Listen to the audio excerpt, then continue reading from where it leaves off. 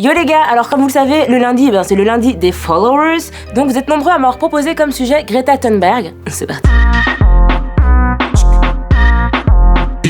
Alors pour rappel, Greta Thunberg c'est une jeune Suédoise de 16 ans qui milite contre le réchauffement climatique. Elle s'est fait connaître en lançant le mouvement École buissonnière pour le climat, qui a même traversé le monde, et même est arrivé en Belgique, pour vous dire.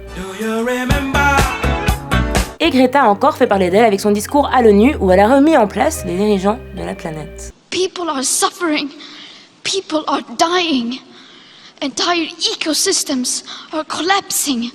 We are in the beginning of a mass extinction, and all you can talk about is money and fairy tales of eternal economic growth. How dare you?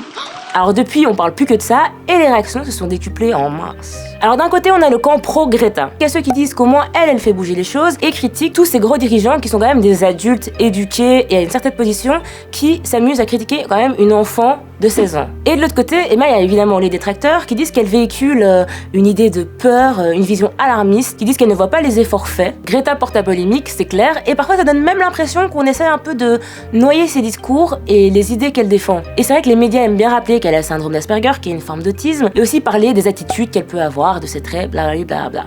Trump first. Bon, le gars n'a pas dû apprécier son side eye, mais c'est mérité. Alors évidemment, quand un discours dérange, on aime bien détourner l'attention des vrais enjeux. Quand c'est une femme, elle est trop émotionnelle. Quand c'est une enfant, elle n'est pas assez mature et réfléchie. Et on remercie Bernard Pivot pour son tweet limite sexiste pédophile pervers. Dans ma génération, les garçons recherchaient les petites Suédoises qui avaient la réputation d'être moins coincées que les petites Françaises. J'imagine notre étonnement, notre trouille si nous avions approché une Greta Thunberg. Non mais, désolé, mais il y avait tellement de choses qui n'allaient pas dans ce tweet que je le rappelle, 2 phrases. Et pour continuer dans les principaux reproches qu'on peut lui faire, je vous ai fait un petit podium. Alors il y a l'argument, elle est sûrement manipulée comme une marionnette par des adultes. Alors ça c'est toujours l'argument classique et Greta n'est pas la première jeune militante à en avoir souffert. Je sais pas si vous vous souvenez, mais il y avait eu Malala, une adolescente pakistanaise qui militait pour le droit des femmes, qui avait eu les mêmes accusations. La même chose pour l'ancien lycéen David Hogg, qui militait contre la prolifération des armes à feu. Vous trouvez pas ça bizarre ?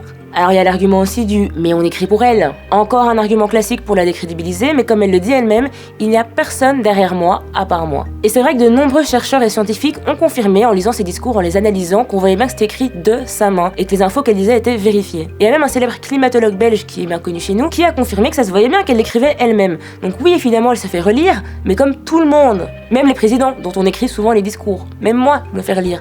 J'écris tout, mais je me fais relire quand même. Life. Troisième argument classique, elle ne donne pas de solution concrète. Alors déjà de 1, elle a 16 ans, elle est étudiante, donc je pense pas que ce soit déjà son devoir. Et au final, soit personne n'en donne, ou soit personne ne décide d'appliquer sérieusement ses solutions. Mais ça n'a l'air de déranger personne. Au moins par ses discours alarmistes et ses initiatives, elle essaye au moins de se faire soulever l'opinion publique et que les hauts placés décident enfin de faire bouger les choses. Il y a aussi l'argument du « son discours est trop dramatique ».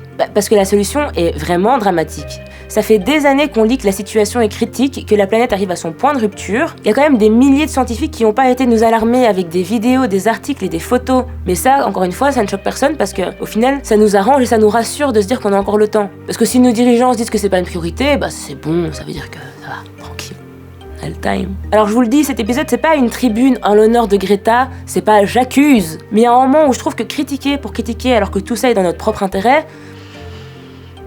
personnellement, moi j'en ai marre de ce monde qui se mord la queue. Donc en fait, quand on essaye de faire quelque chose, on est critiqué quoi qu'il arrive. Mais à ce que je sache, ne jamais rien faire et ne jamais prendre de risques n'a jamais rien fait avancer. Alors pour une fois, si nous décidions de lyncher le mal et d'encenser le bon, ce serait cool. Alors si t'as kiffé ce coup de gueule, tu peux cliquer sur cette cloche et t'abonner.